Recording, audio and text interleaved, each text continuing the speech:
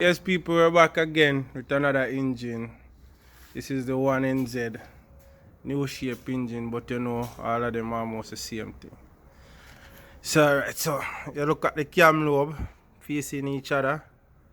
1, 2, you have a top mark on the intake cam. Chain link line up with the top mark. Exhaust valve, same thing. Keyway up, chain link, and then the top mark. Come down to the bottom of the crankshaft, chain link with the mark right here, so too, and you'll be alright. So that is it for the 1NZ. Like, share, comment, subscribe.